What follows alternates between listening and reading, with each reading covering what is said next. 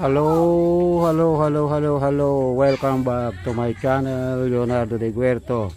Tayo po ay magta-transplant ng ito bell pepper at ito naman ay swamp fertilizer. Ito po yung pinakita ko dati sa video na gumawa ako ng swamp fertilizer. So ang gawin natin kasi bubunutin natin yan.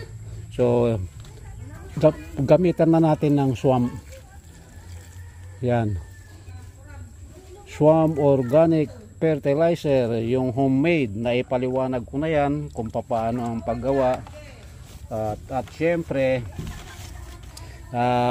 bumili na ako ng yung pang big para madaling hukayin kasi ginagamit ko minsan yung itak, yung bulo. At saka bumili na rin ako ng trimmer para pangkat sa mga branches ng yung mga sanga na medyo matigas-tigas, pwede. So yan po ang nabili ko sa home hardware dito sa bayan namin. So yan po. So ibabad natin ng 1 minute ito. Lagyan pa natin uli kasi malalim na ugat yan kasi mahigit 1 buwan na. Hindi ko mai-transplant nung mga nakaraan kasi gawa nung sunod-sunod na pag-ulan at bagyo at ang lupa natin ay masyadong basa.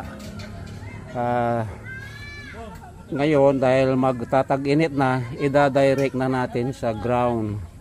Ito dito natin itatanim na dati nakita nyo yan, may mga natanim dito mga kung ano mga saluyot, kung ano-ano pang mga halaman. So tinanggal ko na at nabakante na yan na 3 weeks na nabakante ito. So nakapahinga na yung ating garden. So diyan natin itatanim. Okay. So umpisa na natin ang bubunot.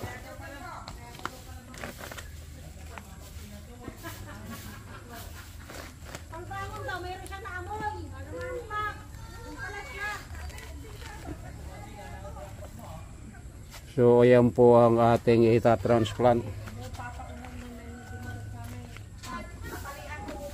Umpisahan natin dito sa gilid ng bakod. Gawa tayo ng butas dito.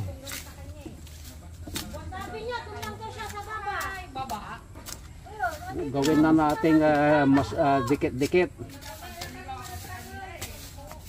Kasi double purpose ito.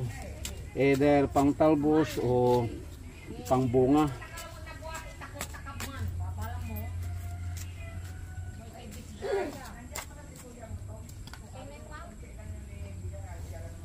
Unang tanim. Ang pagta-transplant nga pala ay gawin natin sa hapon. Bali alas 5 na. Bago lumubog ang araw, kailangan ma-transplant na natin ito. Kaya wag na nating disturbuhin yung ugat niya. Wag na nating hugasan yan para hindi siya masyadong maisturbo. So unang tanim.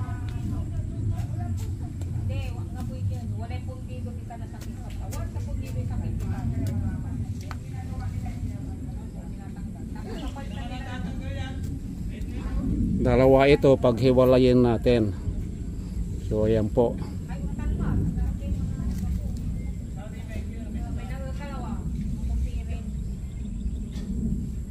Mabuhay ka, bell pepper.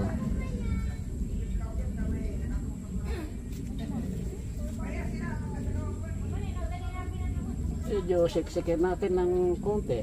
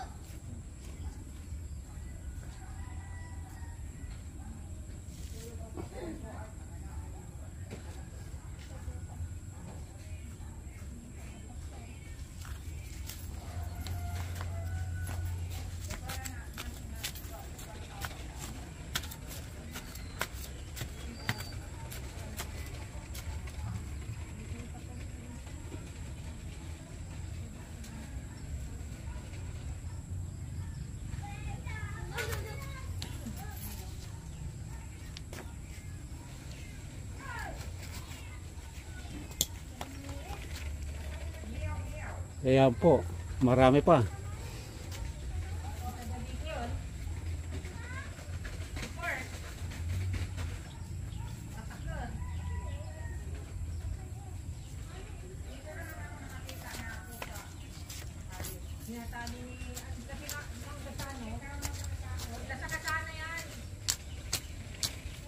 Double purpose ito.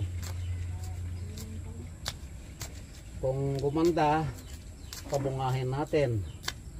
Kung hindi naman, yung dahon niya pwedeng panggulay, pang tinola ba.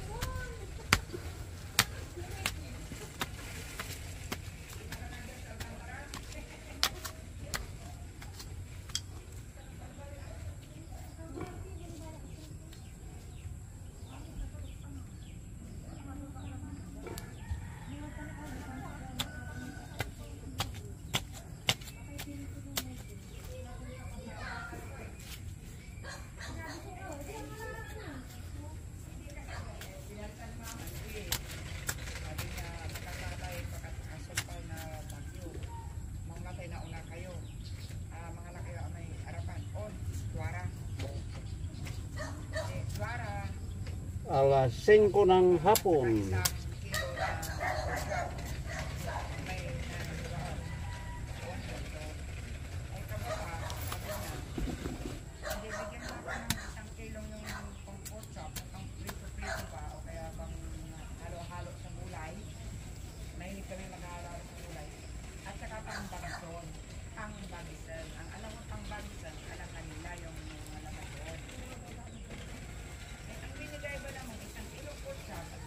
Ayan, tapos na tayong magtanim. So, ngayon, didiligan natin ng itong swamp fertilizer para may baon na siya kaagad.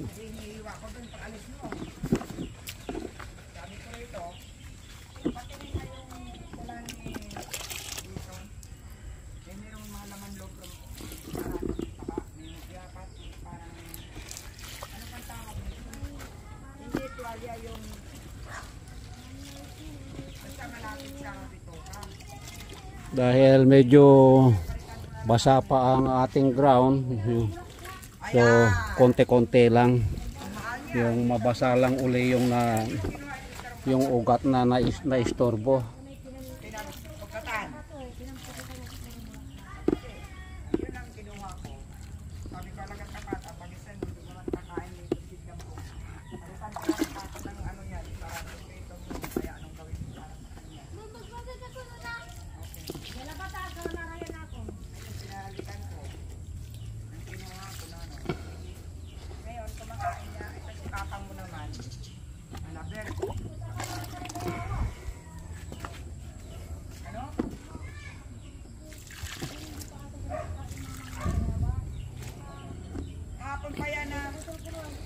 So ayan, tapos na.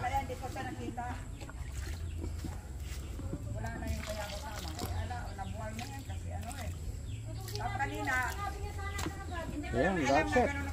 Kanina nakita ko, pumunta pa raw, naghanapan, naghahanap ng bayabas yung babae na to. Sabi naman ni Papang mo, abangan ang yung weekly maintenance at ibibidyo ko.